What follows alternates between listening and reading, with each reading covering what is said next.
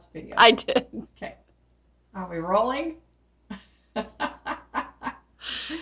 Okay, welcome to Patchabilities, where we are a pattern company that we create small mini quilted projects that are easy enough to finish in one day, even for beginners.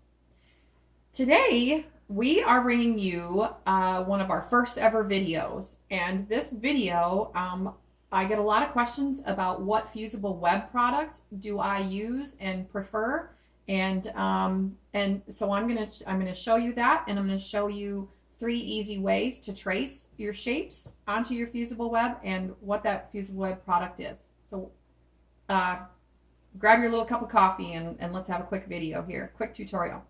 First of all, let's start with my patterns. All of our Patchabilities patterns we use the Fusible applique method to create the gorgeous project that you see on the front of the patterns. So that's the reason that we're using Fusible web. So now let's start with Fusible web. What is Fusible web? Fusible web it's a sticky, thin, man-made substance that when heat is applied to it with an iron, it will fuse together 2 pieces of fabric, in our case. What I have here, and generally Fusible web will come, there's a few different products on the market. I am only going over my tippy top favorite, the only one I ever used today, and that is HeatnBond Lite. So here I have a little roll of HeatnBond Lite. It's paper on one side, and it's like a sticky, it's not sticky, it will be sticky when it fuses, but it's like a clear plastic on the other. So that is what HeatnBond Lite is. I'm going to show you the label. The HeatnBond Lite will come with manufacturer's directions. This comes with every chunk of HeatnBond that you will buy out on the market, whether it's by the yard or in a prepackaged roll. Okay, so we're going to dive in here. We're going to dive into the steps on how we go about using this. So the reason that we're using this is because within the pattern here, somehow we have to get these shapes transferred onto our HeatnBond. Now, I have 3 really great simple ways to do this. 2 are free and 1 requires a handy little gadget.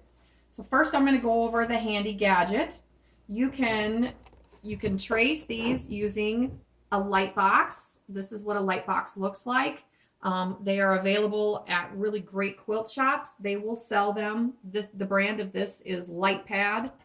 It's a little bit larger than your standard letter size sheet of paper, so it's a nice work surface. You just turn this on. You're going to lay your pattern sheet down on top of the light pad and lay your Fusible web over the top of it, paper side up, to trace through. The second method that is now we're going to go to 2 methods that are totally free, and I'll show you, save my favorite for the last year.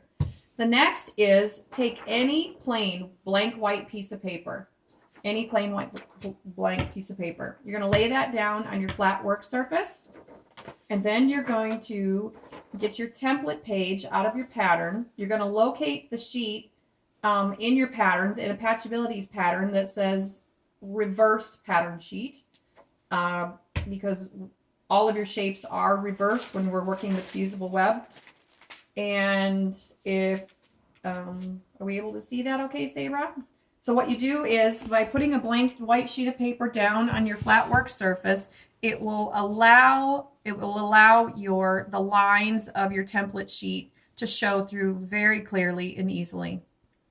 So that is method number 2, and now we're going to go show you my third and my favorite and cheapest method, which is we're going to window trace. Okay, and so here we are at a third simple method for tracing your pattern sheets, which is your pattern shapes, which is a window. Everybody has a window. If you don't, there's something wrong. You need to get out. But here we go. So this is what I like about this, because this is your own natural free light box.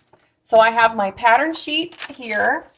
I picked the biggest piece of HeatnBond that I could find today. but it's this simple. So put it up on the window. Your lines show through so easily, and trace over your shape exactly on the line. There you have it. Okay, now we're on to the next step.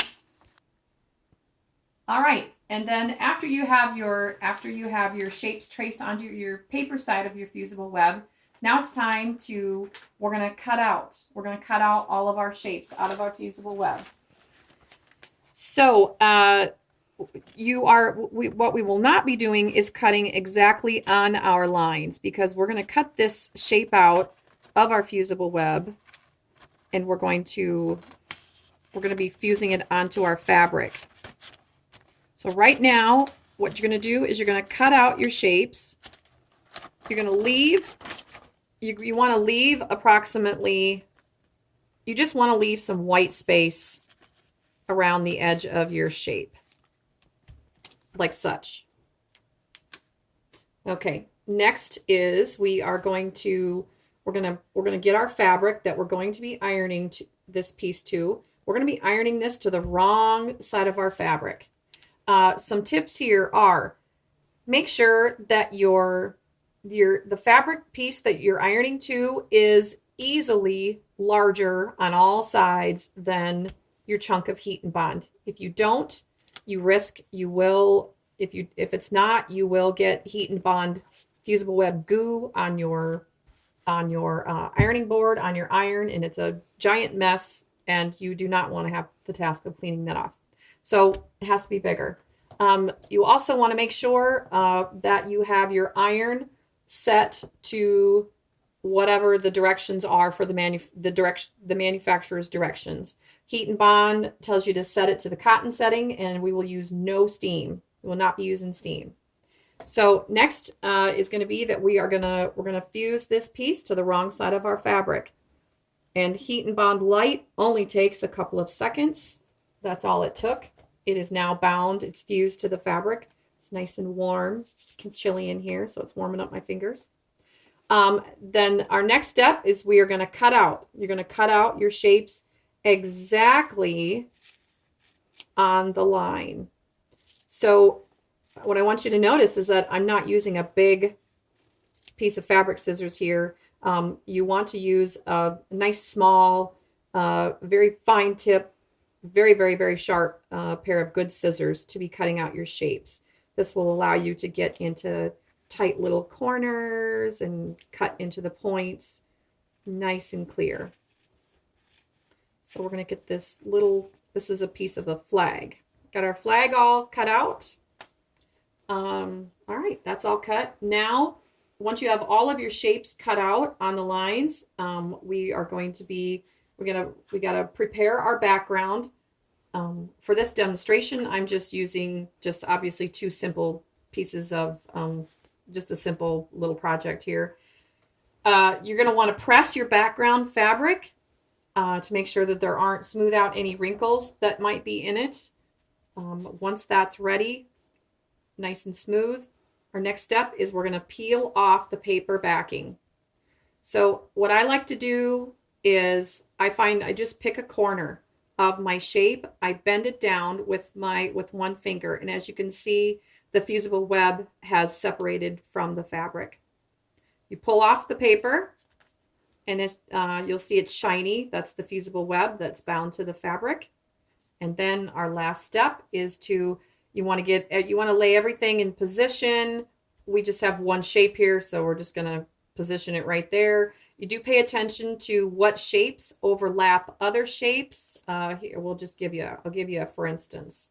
So let's say our flag needs to overlap this piece. You want to overlap by about 1/8 to 1/4 of an inch, but really not by more than that, or you're probably going to distort the picture that you're trying to build with the fabric. So once you have all your shapes in position, you give it the good old iron. Give it the iron and it'll fuse it in just a matter of a couple of seconds is all. And there we have it. So that's fused. This has been, this is it. These are very simple steps. Using HeatnBond Lite is very, very simple. It's effective, and I love it. It is my preferred go-to fusible web. I always use it. I hope that you have found this video to be useful, and thank you so much for watching Patchabilities. Leave us a comment at info@patchabilities.com, and we appreciate you watching. Thanks.